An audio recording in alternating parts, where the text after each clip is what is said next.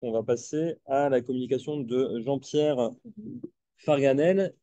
Vous avez un diaporama à projeter aussi? Oui, il y a simplement le plan et puis ensuite un tableau et une carte. Donc Jean-Pierre Farganel, qui est membre associé de TLM, qui était donc professeur agrégé d'histoire dans le secondaire, mais qui a aussi eu des charges de cours à Aix-Marseille et à l'université de Nice, Sophia Antipolis, et qui a effectué une thèse sous la direction de Michel Vauvel intitulée Les marchands dans l'Orient méditerranéen au XVIIe et XVIIIe siècle, hein, la présence française dans les échelles du Levant. Et ces recherches donc, portent sur les images de la Méditerranée orientale euh, vues par les marchands français, les voyageurs du XVIe siècle jusqu'à la Révolution française. Euh, elles portent aussi sur les représentations collectives chez les marchands et les négociants français au Levant et en France, hein, sous l'Ancien Régime, ainsi que sur les consuls français au Levant. Et parmi ces derniers articles, citons Consuls, marchands et voyageurs dans le Levant au XVIIe et XVIIIe siècle, une vision de soi et de l'altérité, d'un stéréotype l'autre, dans le volume Voyage, rencontre, échange au XVIIe siècle, euh, acte de colloque dirigé par Sylvie Recamora. Autre article hein, qu'on peut citer, Le marin en escale dans les échelles du Levant au XVIIe et XVIIIe siècle, donc dans Chronique d'histoire maritime, numéro 75. Voilà. Et votre communication donc, porte sur les marchands français au Levant, marchands voyageurs ou marchands résidents.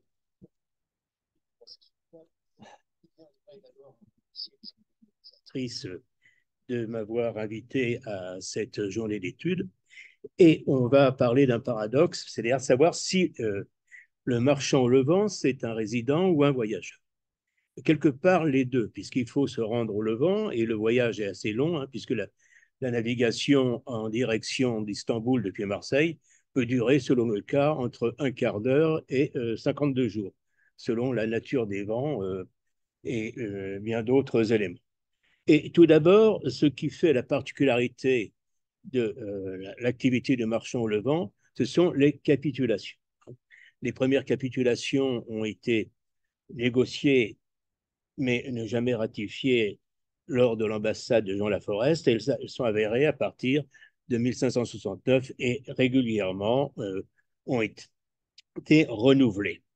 Alors, ça donne un statut tout à fait particulier aux marchands français au Levant, dans la mesure où les capitulations donnent une quasi-exterritorialité à ces marchands, puisqu'ils sont réunis sous l'autorité d'un consul et forment la nation française de l'échelle.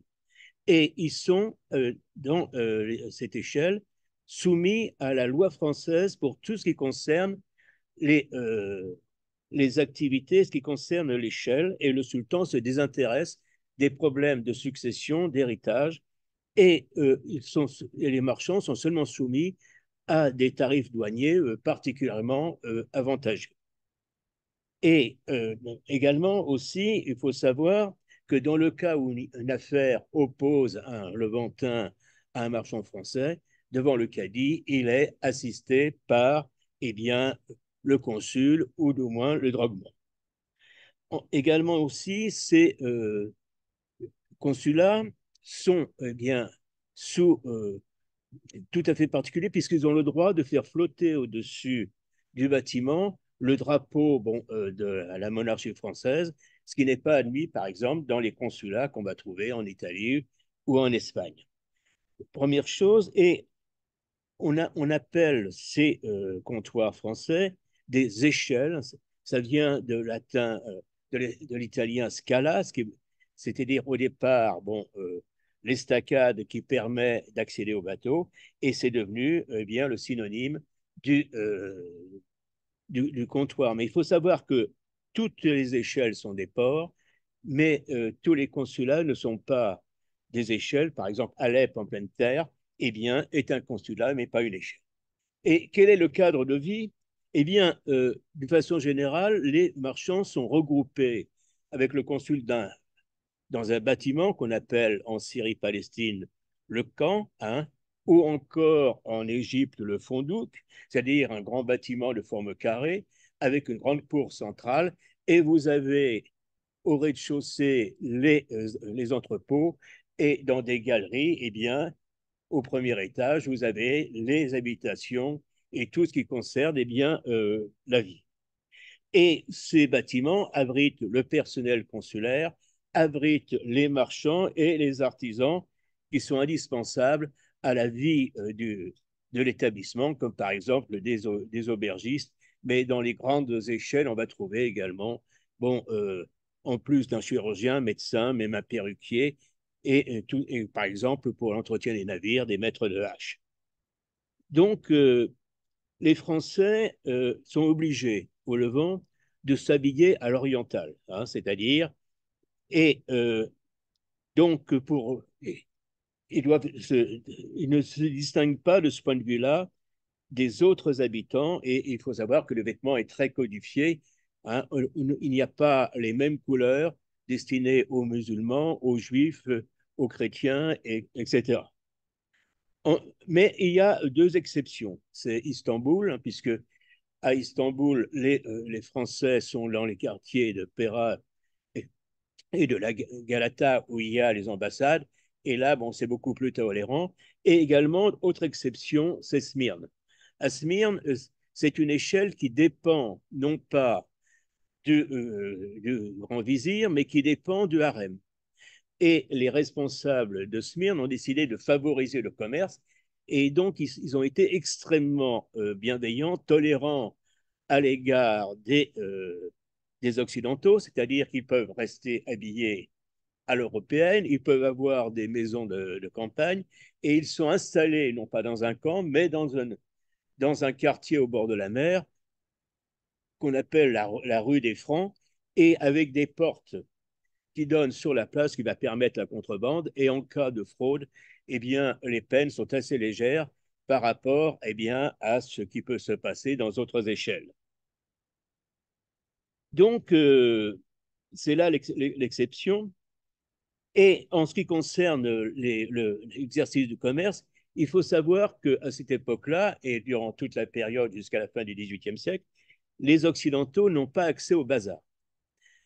Donc, ils sont obligés de passer par des intermédiaires qui ont un béra ou un brevet, c'est-à-dire qui sont les intermédiaires entre les Français et les autres nations pour eh bien, faire le commerce des marchandises ou acheter les marchandises au bazar.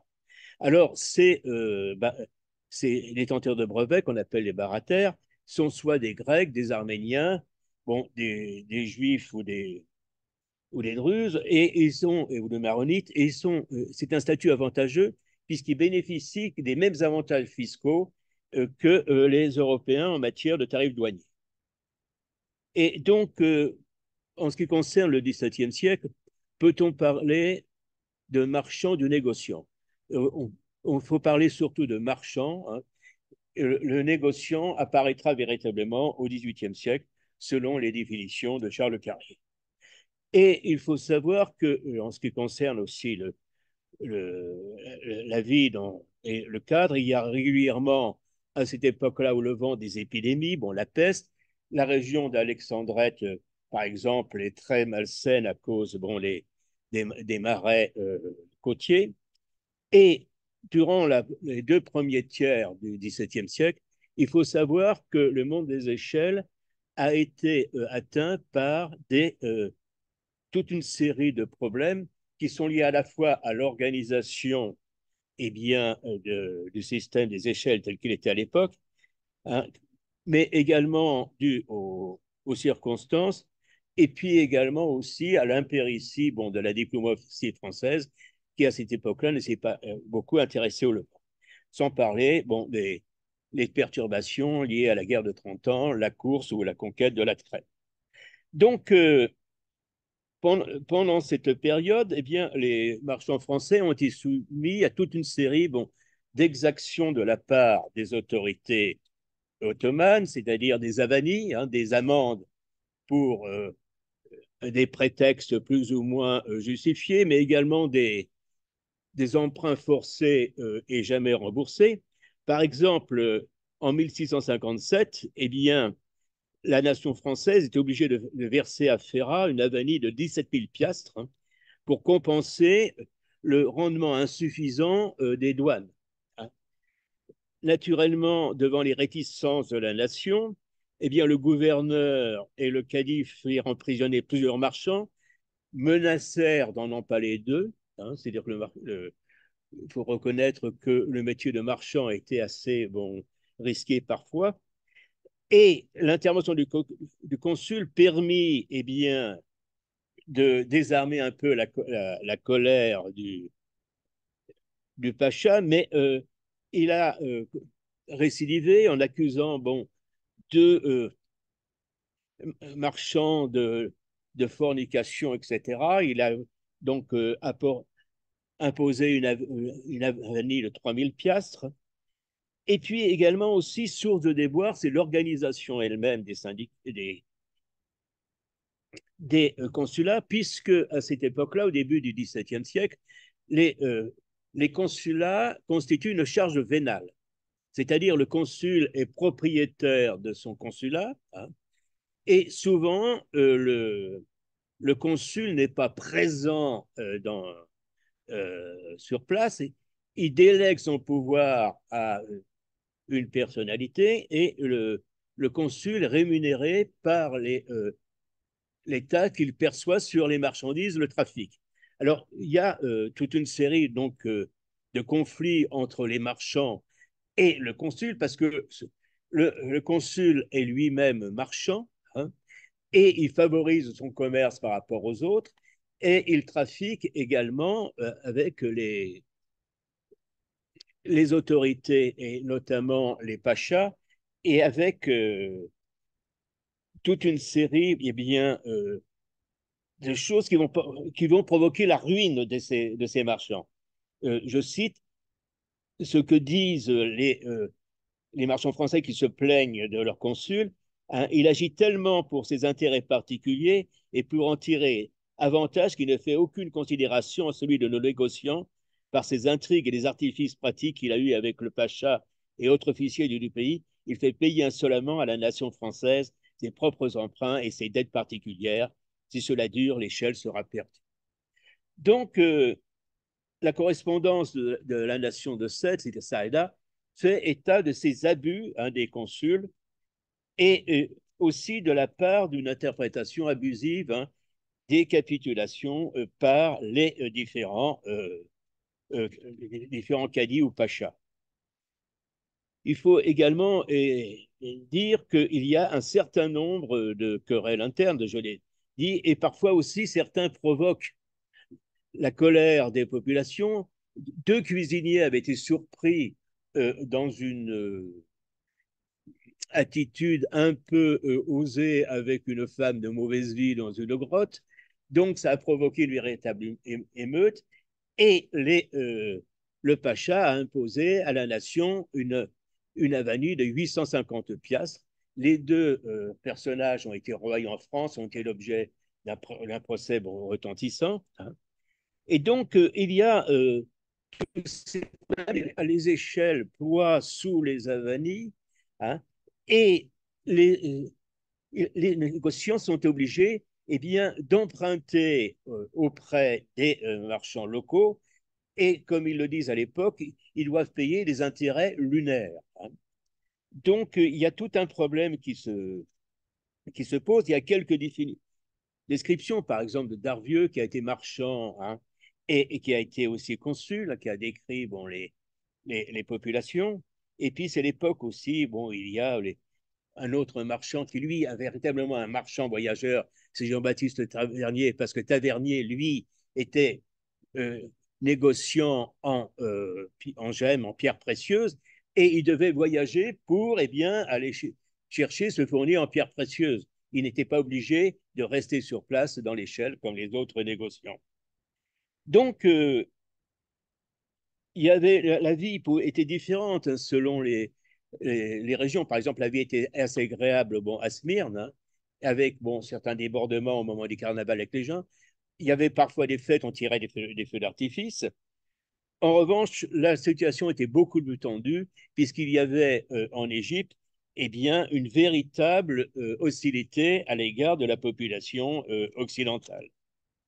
En Syrie-Palestine, on avait une situation qui était mitigée parce que l'émir Fakhreddin eh bien, voulait favoriser le commerce parce qu'il y a dans l'Empire ottoman, à cette époque-là, toute une série de forces centrifuges bon, qui s'exercent par rapport eh bien, au pouvoir central et certains essaient de se constituer eh bien, une petite principauté eh bien, à l'endroit où il est, comme c'était le cas de Fakhreddin au XVIIe siècle.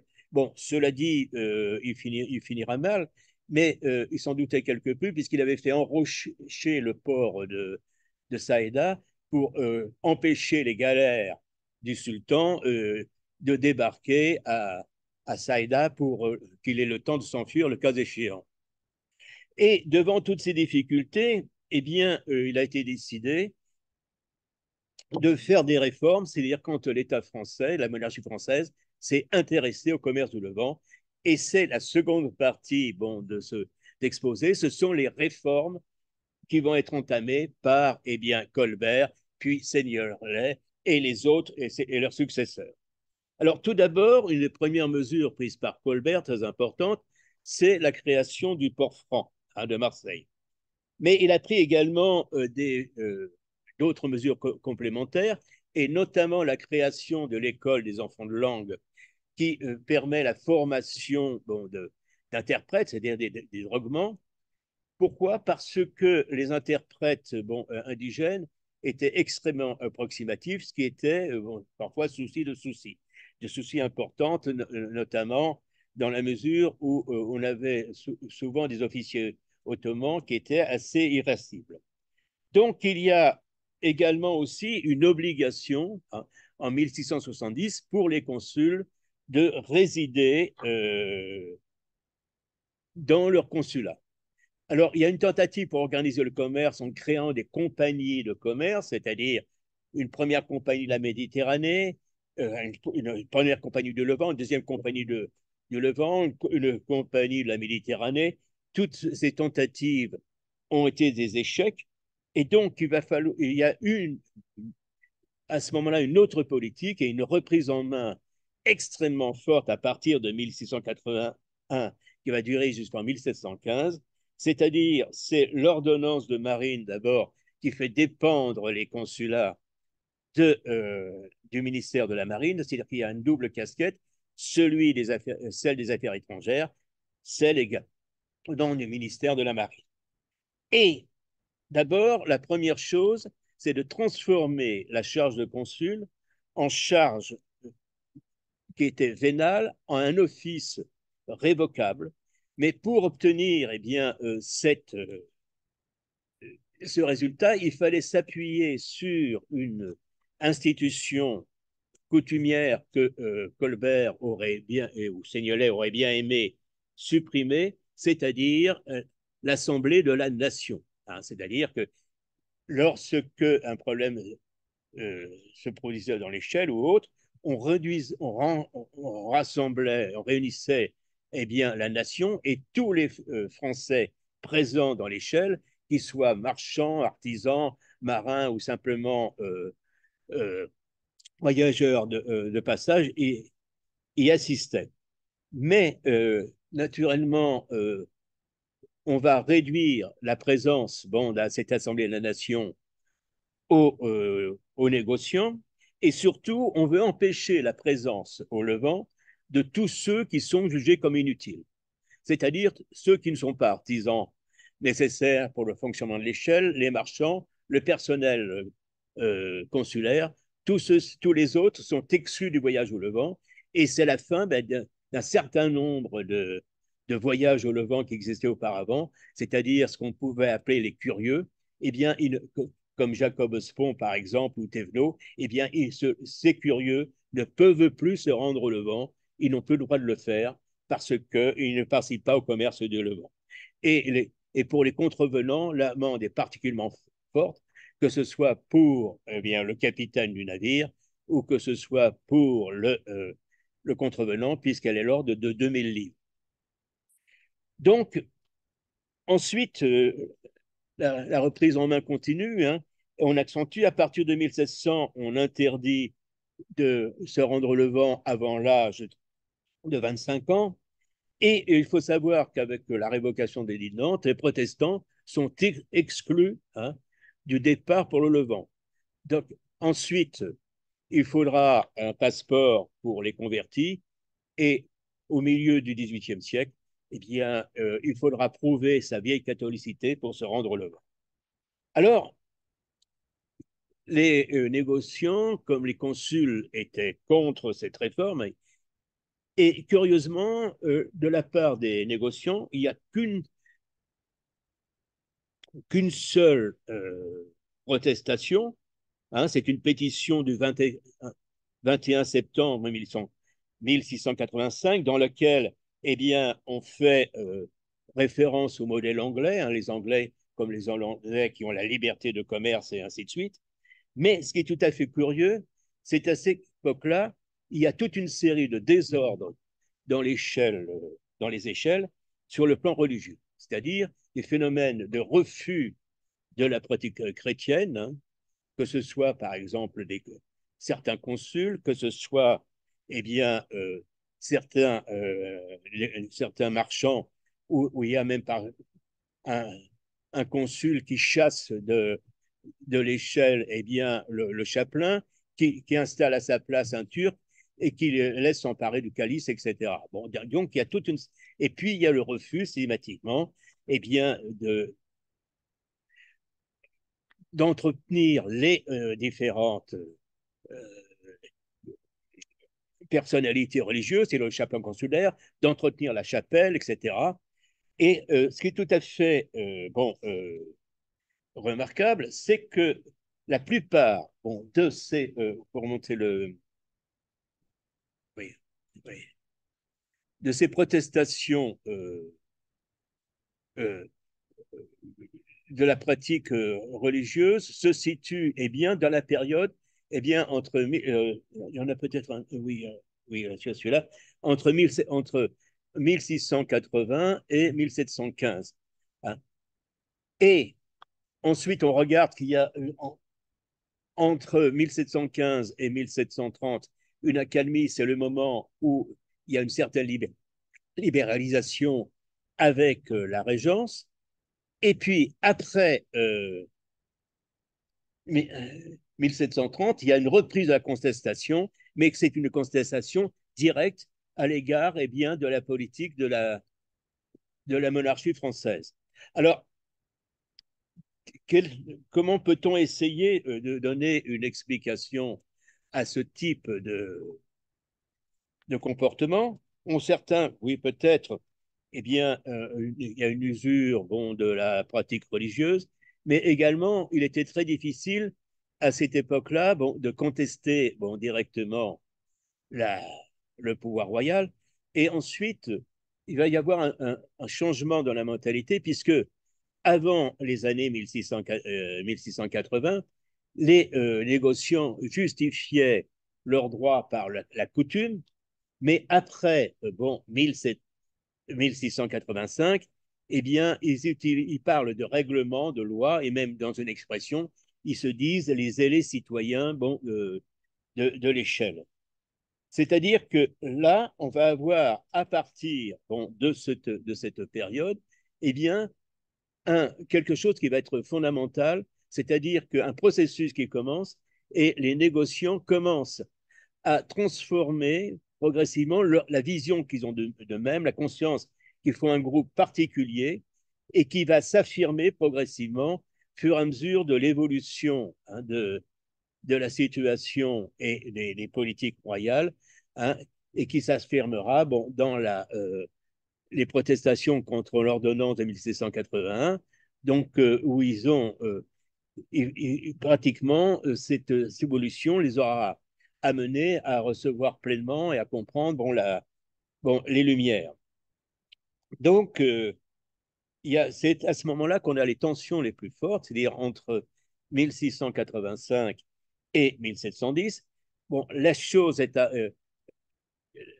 Colbert et Seignelay ont réussi, puisque en 1791, les consuls sont devenus des officiers royaux révocables, mais ça change complètement le rapport entre les négociants et le consul. Le consul n'est plus un concurrent, mais c'est le représentant bon, du pouvoir royal, et s'opposer au consul, c'est s'opposer aux représentants de la politique royale. C'est quelque chose qui est tout à fait nouveau hein, en ce qui concerne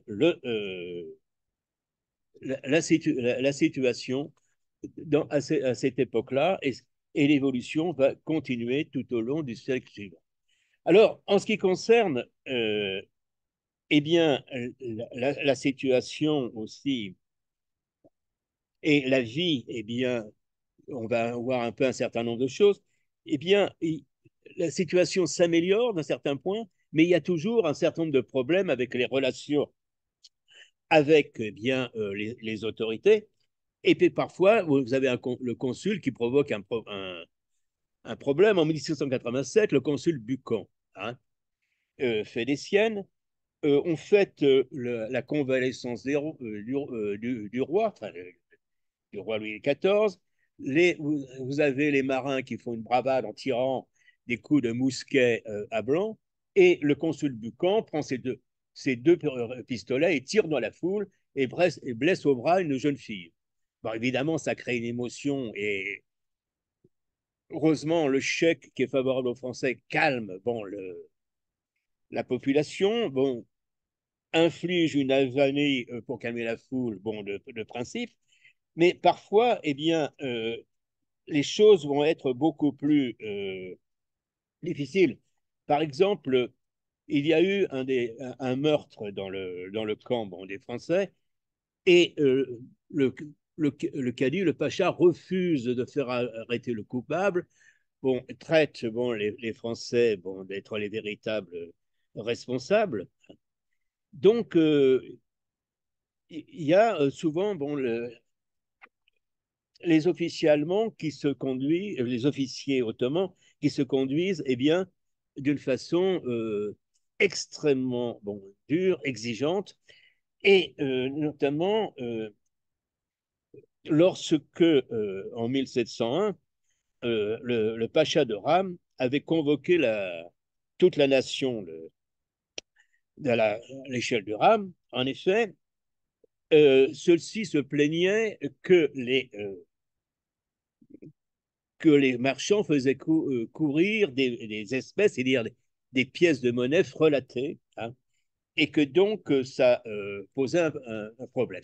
Alors là, ça pose la question pourquoi ça leur pose un tel problème. Il faut savoir que, en ce qui concerne bon, le commerce du Levant, le mercantilisme interdisait à cette époque aux Français d'exporter des pièces de monnaie. Hein, c'est-à-dire qu'il y avait un contrôle qui se faisait au départ de Marseille et un contrôle ensuite par le consul à l'arrivée. Donc le principe, c'était que les marchandises au Levant étaient achetées avec la vente des produits français, notamment des draps de Languedoc ou autres, et il y avait une solution, c'était la lettre de crédit. Mais au Levant, il n'y a aucune organisation financière qui puisse escompter une lettre de crédit, à l'exception du Pacha. Donc, on escomptait les lettres de crédit euh, auprès du Pacha. Alors, pour quelle raison? C'est parce que le Pacha avait besoin de ces lettres de crédit de lettres de crédit pour transmettre à Istanbul eh bien, le montant de la collecte des impôts.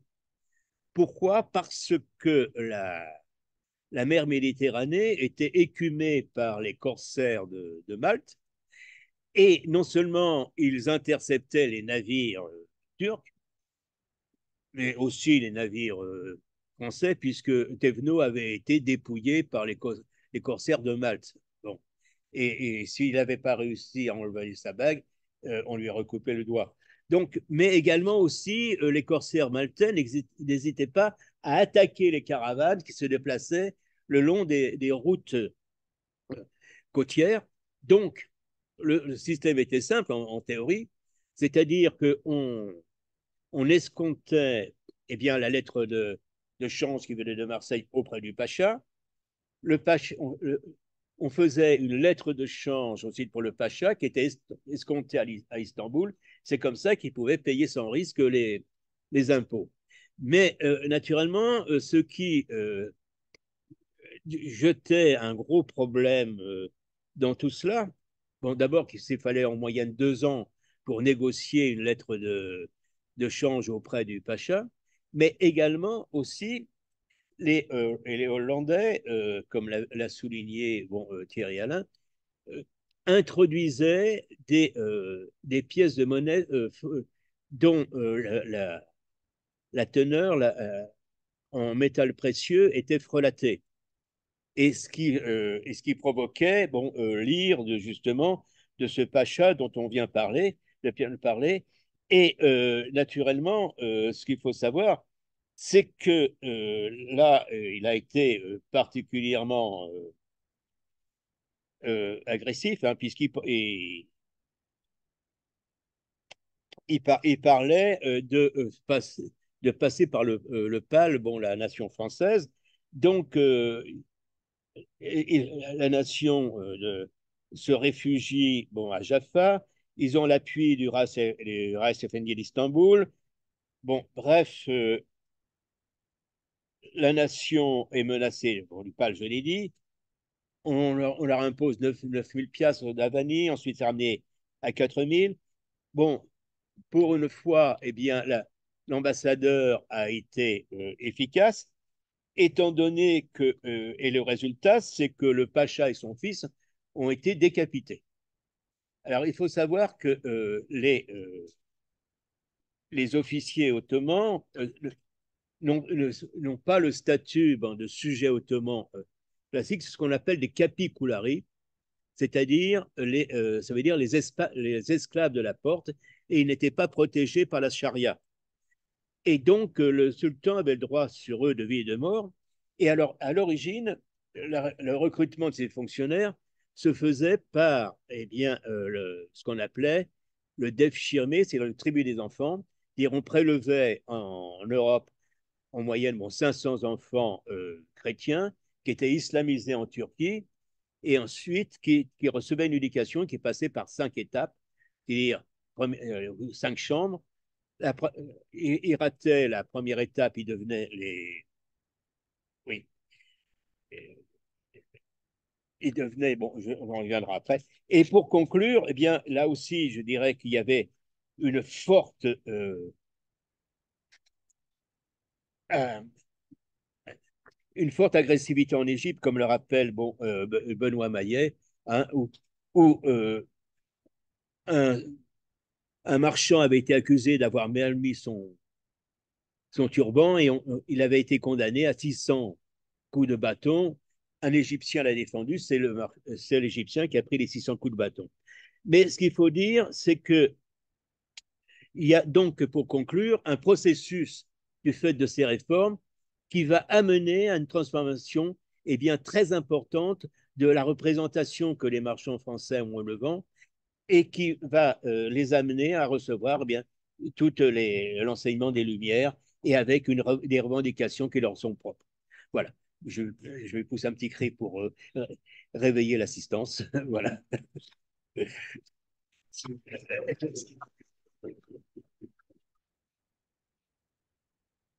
Du coup, on a eu la suite de l'histoire des marchands de Levantins et l'exclusion même des voyageurs curieux qu'on avait dans la. Oui, c'est-à-dire que là, on ne peut plus voyager. C'est-à-dire que maintenant, à partir du XVIIIe siècle, les relations de voyage, c'est soit une expédition, c'est celle de Tournefort, hein, qui avait été bon, commandée, ou alors, par exemple, celle de Paul Lucas, qui avait été chargé d'aller chercher des antiquités pour Louis XIV, ou alors, bon, c'est par exemple les euh, euh, Choiseul-Gouffier, par exemple, c'est le baron de Toth, etc.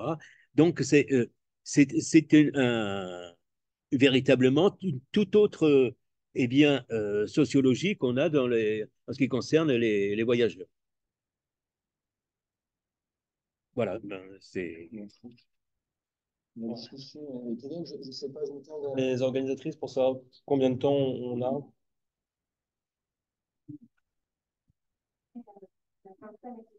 Bon, ben, je vais aller je vais aller à ma place. Bon. On prend les communications ensemble, peut-être ou... Ouais. Alors, est-ce qu'il y a des questions?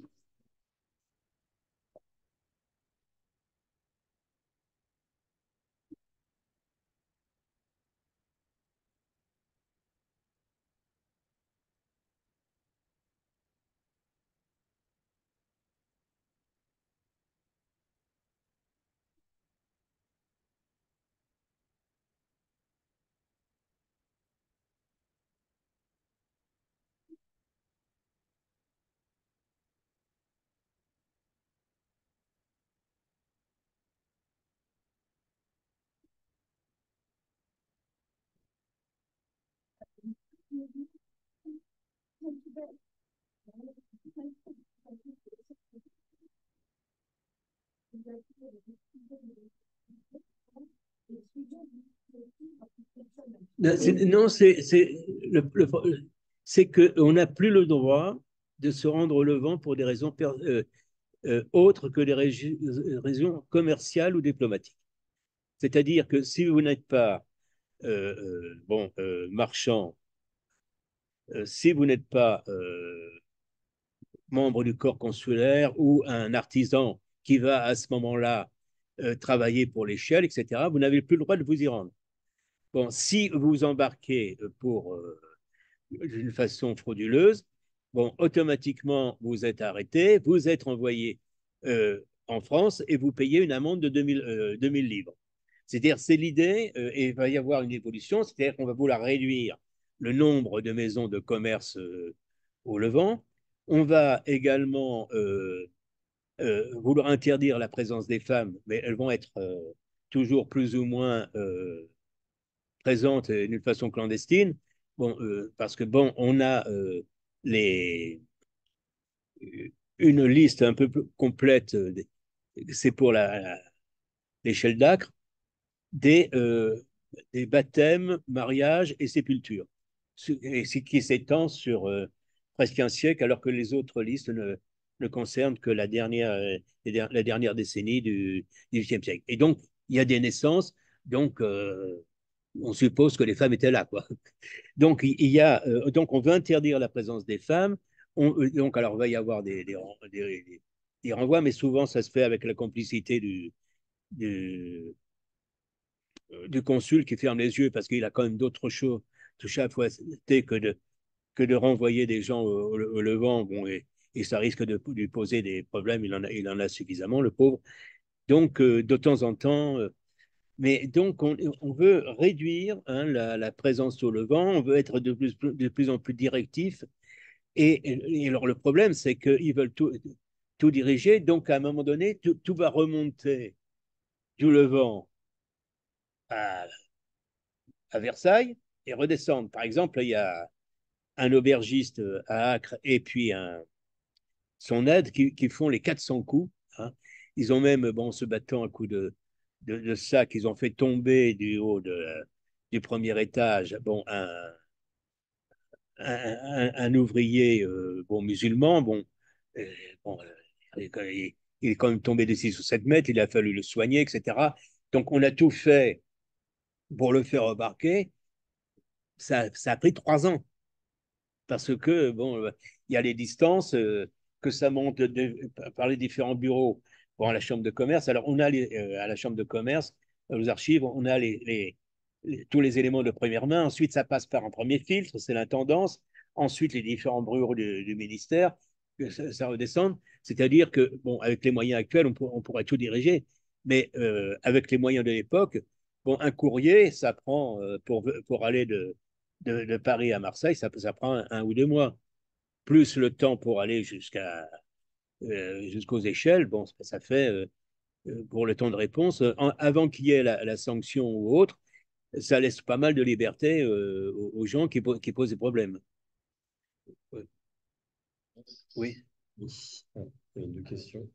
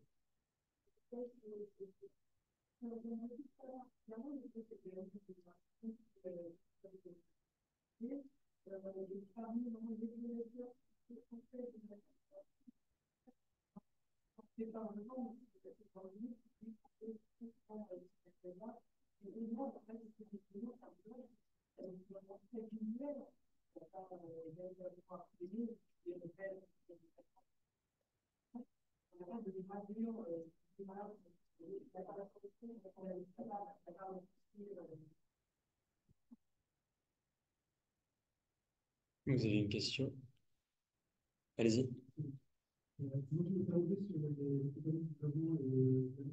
Oui.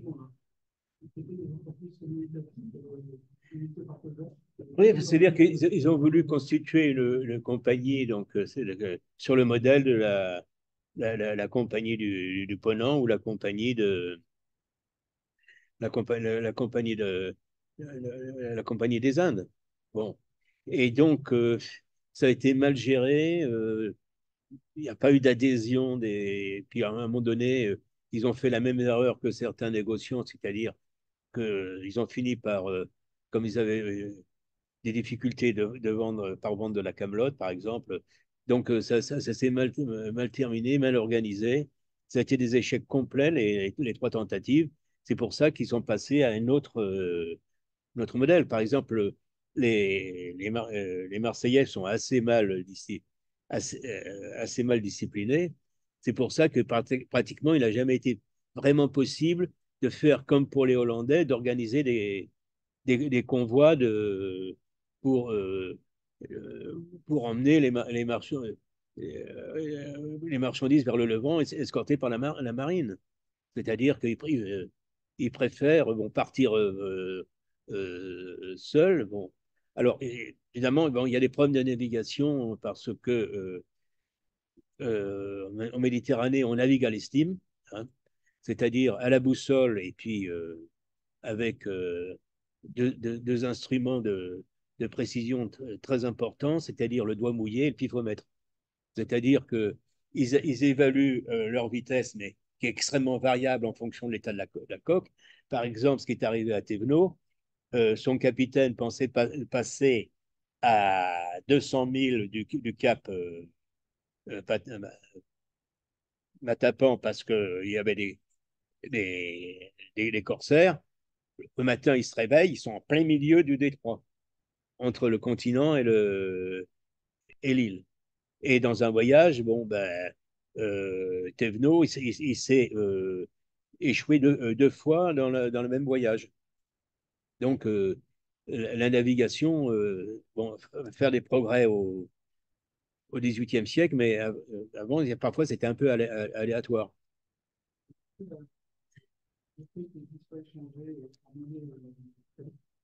Oui.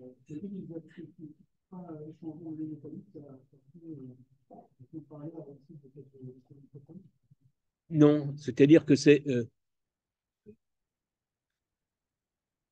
non, c'est l'organisation et puis disons qu'ils n'ont pas non plus séduit les négociants marseillais parce que vous avez au Levant bon, un certain nombre de marchands indépendants, mais pour beaucoup, euh, vous avez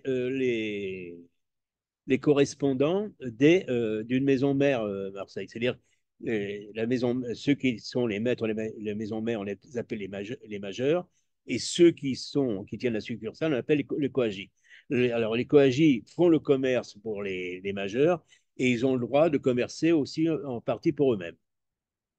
Et souvent, ces coagis appartiennent à la même famille. Et on envoie les jeunes de famille, bon, les grands négociants, faire leurs armes au Levant. Donc, c'est parce qu'il y a eu l'échec des compagnies qu'on a, disons, changé complètement l'organisation des échelles. Parce que le rêve de Colbert, c'était d'avoir une compagnie du Levant, comme on avait une compagnie d'Afrique, une compagnie des Indes ou de Ponant. Bon, Marseille, c'est particulier. Et bon, la chambre de commerce, c'est quand même la chambre de commerce la plus ancienne de France. Si je me trompe bien, c'est peut-être la première. Et ils avaient des députés qui représentaient la chambre de commerce bon, auprès de la monarchie. Et ils savaient comment s'y prendre avec la monarchie. Par exemple, au moment de la réunion des États généraux, la plupart des villes de négociants demandent l'augmentation du nombre de députés à, aux tiers États, bon, des villes marchandes, mais d'une façon tellement virulente que ça a été refusé. Mais la Chambre de commerce transforme le pamphlet de, en, une, en une demande très respectueuse. Et alors là, le ministre dit ces messieurs les Marseillais sont tellement aimables qu'on peut rien leur refuser. Et c'est pour ça que le nombre des députés marseillais au tiers État en 1789 a été doublé. Parce que bon, ben, les, à Marseille, ils savaient quand même un peu comment, avec l'expérience, comment manier la monarchie française.